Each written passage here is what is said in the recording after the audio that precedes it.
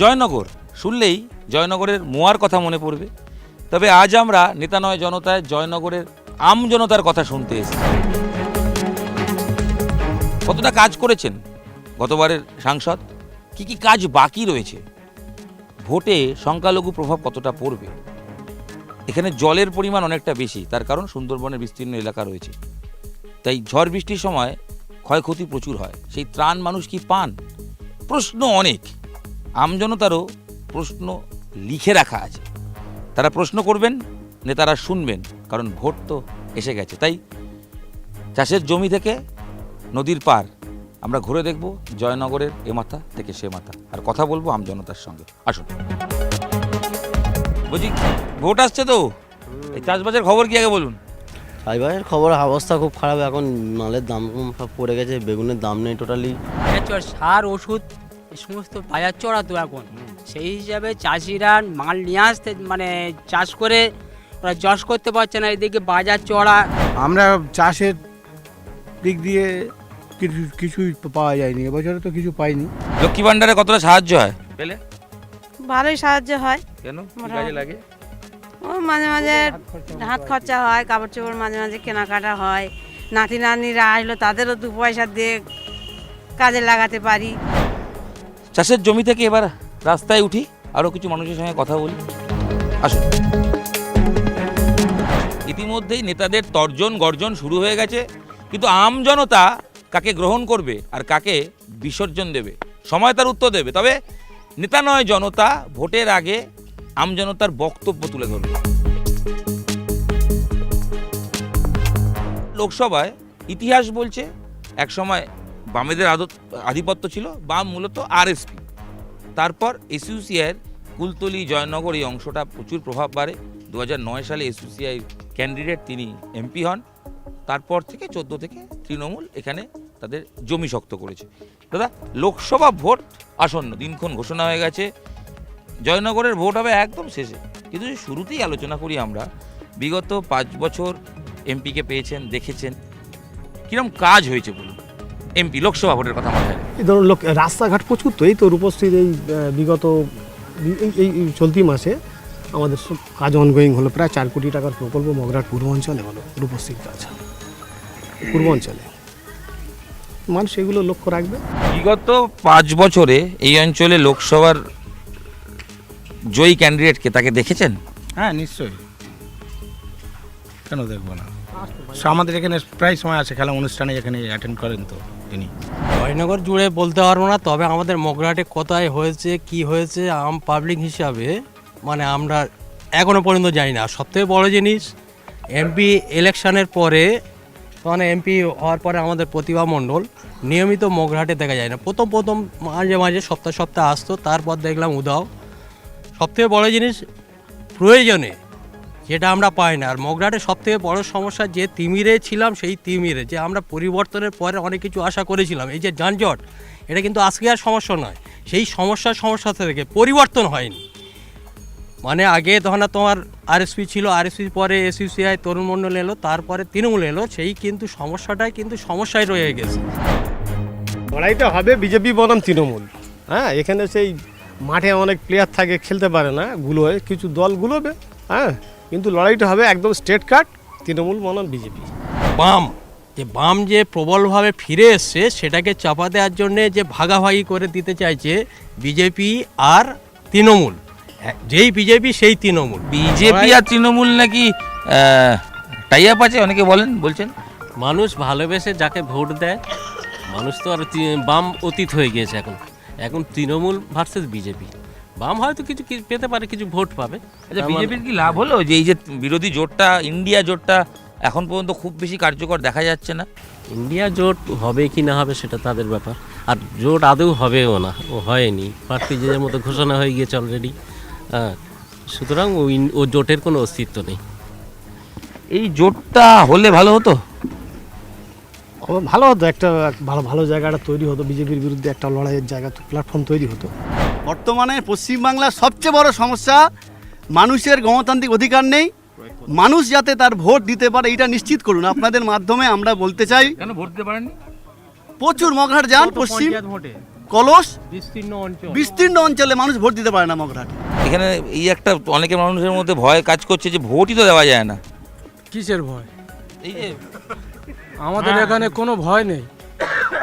কোনো আমাদের এই জয়নগর এরিয়ায় কোনো সময় কোনো ভোটে কোনো গণ্ডগোলই আমরা দেখিনি। আমরা দিব্যি ভোট যাকে খুশি তাকে দিয়ে চলে আসি। রাম মন্দির কি ফ্যাক্টর, মানে রাম মন্দির তৈরি হওয়ার পর কি বিজেপির পালে হাওয়া বেশি করে বইছে? দাদা অবশ্যই আমি প্রশ্ন শেষ করার আগে অবশ্যই বলছেন, মনে হচ্ছে অবশ্যই আমাদের কাছে অবশ্যই। আমাদের 100% নিশ্চিত যে এবারে ভোট অন্যরকম কিছু হবে। বিজেপির আগের তুলনায় এখন অনেক কিছু ভালো ফল হতে পারে এবং জিতেও যেতে পারে। লোকাল ইস্যু তো অবশ্যই একটা বড় ফ্যাক্টর, যেটা হয়তো দেখুন এই যে মন্দির মসজিদ এটা নিয়ে কিন্তু পেট ভরবে না। পেট ভরাতে গেলে মানুষের রুজি দরকার, কর্মসংস্থান দরকার, সেটাই দিশাটা কিন্তু কেউ দেখাতে পারছে না। এই যে কেন্দ্রের মোদি যা যা গ্যারান্টি দিয়েছিলেন, যেমন গ্যাসের দাম কিন্তু কমেছে এবং পেট্রোলের দাম কমেছে, আপনাদের তো নিয়ে আসার ক্ষেত্রে তো লাগে গাড়ি খরচ, তো সেগুলো কি হেল্প হলো? না না, ওগুলো হেল্প না। ও 50 টাকা বাড়িয়ে 10 টাকা কমালে ওটা কি হেল্প হলো? কংগ্রেস আমলে যে বাজার ছিল তার থেকে এখনকার বাজার কি করে দিয়েছে মোদি? অনেক খারাপ দিয়েছে। এখানে একসময় আরএসপি আর এসইউসি এর প্রভাব ছিল ও জয়নগর জুড়ে, হ্যাঁ, হ্যাঁ। এখন তাদের অবস্থান খুব অবস্থা এখন 3rd পজিশন।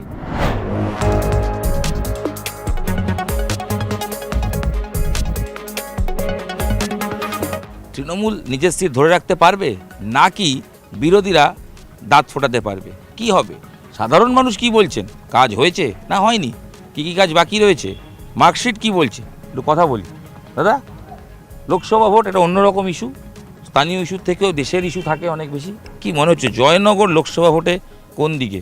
যদিও 2009 থেকে এখানে পরিবর্তন দেখা গেছে, এসইউসিআই তারপর তৃণমূল। দুবার পরপর তৃণমূল ছিল, এবার হ্যাট্রিক করবে তৃণমূল কংগ্রেস, এটা আমার মনে হয়। কনফিডেন্ট? একটা কনফিডেন্স, এবং আপনারা যা উন্নয়ন দেখছেন সে তো তৃণমূল কংগ্রেসের আমলে আমার ধারণা। জুড়িতে পঞ্চায়েতে যে উন্নয়ন হয়েছে সেইটা দিয়ে লোকসভা বিচার করলে চলবে না। এখানে কাঁচা রাস্তা নেই বললে চলে, কিন্তু সবাই মিলে সহযোগিতা করে বিভিন্নভাবে কাজ হচ্ছে, সেটার দিকে লক্ষ্য নয়। খাল সংস্কার 1974 থেকে 76-এ হয়েছে, তারপর থেকে আর খাল সংস্কার হয়নি। বেনিপুর হসপিটালটা শেষ করে দিয়েছে একদম এই তৃণমূলীরা। সিট বেঁচে খাচ্ছে, জায়গা বেঁচে খাচ্ছে, গাছপালা বেঁচে খাচ্ছে, ঘর বাড়ি বেঁচে খাচ্ছে, শেষ করে দিল একদম পুরো বেনিপুরে। সংখ্যালঘু ভোট কি এবার তৃণমূলের দিকে আসবে? বামফ্রন্টের দিকে এগিয়ে আসবে, তৃণমূল ভেঙে চুরমার হয়ে যাবে। সংখ্যালঘু ভোট ভাগ হবে, তৃণমূলের থেকে সরে যাবে? না না না না, তৃণমূল থেকে সরবে না। আইএসএফ এর কিছু সামান্য 2%-3% যাবে, বাকিটা সব তৃণমূলে আছে, তৃণমূলে থাকবে। হাসপাতাল নিয়ে অভিযোগ হচ্ছে, হাসপাতালের নাকি বেড বিক্রি হয়ে যাচ্ছে। দীর্ঘ 34 বছর বামফ্রন্ট সরকার থাকাকালীন এই ভগ্নদেশ, সেই বামফ্রন্ট সরকার একদিনও এখানে ডাক্তার নার্স কিছু আসেনি। এখন টিএমসি এসে তবু চলছে, ওষুধ আছে, বেড আছে, এবং ফার্মাসিস্ট দিয়েও হসপিটাল চালানো হচ্ছে। দুর্নীতির অভিযোগ উঠছে। তার জন্য তো তৃণমূল দায়ী নয়, হ্যাঁ, তার জন্য তো তৃণমূল দায়ী নয়, এটা তৃণমূলই পঞ্চায়েত নয়, পঞ্চায়েতের জোট সরকারের পঞ্চায়েত চলছে। জয়নগরে উন্নয়ন হয়নি কিছু প্রতিমা মণ্ডলে 5 বছর আমি সেই গত বছর ভোটের সময় দেখি, আর এই বছর দেখবো। যদি কোনো তৃণমূল নেতা বলতে পারে যে 5 বার এসছে 5 বছরে, আমি এখানে নাক কত খেয়ে যাবে এখান থেকে। আমি এক্ষুনি বছরে আমাদের যুগতে পঞ্চায়েত এখন আসিনি, ফের ভোটেরই হাত জোট করবে, বাবু ভোট দাও, আর তাদের দেখা যায় না, তার কোনো সময় দেখা যায় না। যারা 34 বছর বামফ্রন্টরা রাজত্ব করলো, তারা বিধানসভায় লোকসভায় খাতা খুলতে পারলো না, সমস্ত জায়গায় 3 ভাগ জায়গায় জামানত জব্দ। আমি মিডিয়ায় দাঁড়িয়ে কি বললাম, আরেকজন কি বললো সেটা কথা না, আমজনতা কি বলছেন সেটাই দেখতে হবে। কর্মসংস্থান অনেকে বলছেন এখানে একটা হয়নি, কি মনে হয়? হয়নি বলতে কি বলবো বলুন তো, সত্যি মানে কাজের বাজার খুব খারাপ, কারণ আমরা যেহেতু আমরা সেলাই কাজ করি, তো সেই কাজের উপরে বলবো। কাজের মানে আগে অনেক কাজ ছিল, এখন সে মানে কলকাতায় সেরকম কাজ দেখতে পাই না। এখানে কোনো শিল্প বা কলকারখানা হলে ভালো হতো। অবশ্যই অবশ্যই, বেকার ছেলেরা অনেক কাজ পেত। আমাদের রাজ্য সরকার এবং কেন্দ্র সরকারে আসার আগে বলেছিল, একজন বলেছিল বছরে 2 কোটি চাকরি দেবো, একজন বলেছিল বছরে 2 লক্ষ চাকরি দেবো। এই সময়কালে দাঁড়িয়ে যারা উচ্চশিক্ষায় শিক্ষিত হচ্ছে, আপনার প্রত্যেকের বাড়ির ছেলেরা মনে করেছিল আমি গ্র্যাজুয়েশন পাস করে, MA পাস করে আমি একটা ভালো চাকরি পাবো, সেটা আমরা দেখতে পাচ্ছি না। স্বচ্ছভাবে নিয়োগ হচ্ছে না, যে সোজা কথায় বলা যেতে পারে যে ফেলো করি মাখো তেল, যার বাপের টাকা আছে সেই চাকরি পাবে, যার বাপের টাকা নেই সে চাকরি পাবে না। কীরকম ভোট আসছে তো ভোট আনলে কী হবে, আমরা ভোট দেবো আর কী করবো, আমরা বেকারে হয়ে যাচ্ছি। কেন? তৃণমূল বলো, বিজেপি বলো, আর সিপিএম বলো, আর কংগ্রেস বলো, আমরা এই কটা দেখছি অন্তত 10-12 বার কাগজপত্র সব জমা দিচ্ছি, পঞ্চায়েত দিচ্ছি, বিডিও দিচ্ছি, সব কিছু করেছি, একটা কাগজ আমরা ঘর পাইনি, কিংবা আমরা শুধু এই জোন খেটেই যাচ্ছি। আর গরিব, আমরা তো গরিব মানুষ। ভোট আসে ভোট যায়, গরিবের কোনো লাভ হয় না। না,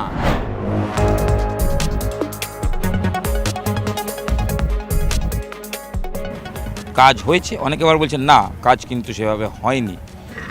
একাধিক ইস্যু উঠে আসছে এবং অনেকে কিন্তু শেষমেশ যেটা বলতে চাইছেন, লোকসভার কথা তো মাথায় থাকবে, দেশের কথা মাথায় থাকবে, পাশাপাশি যেটা থাকবে স্থানীয় ইস্যুগুলো থাকবে, কারণ স্থানীয় সমস্যাও এমপির ঠিক করা কাজ। কি হবে, সময় তার উত্তর দেবে।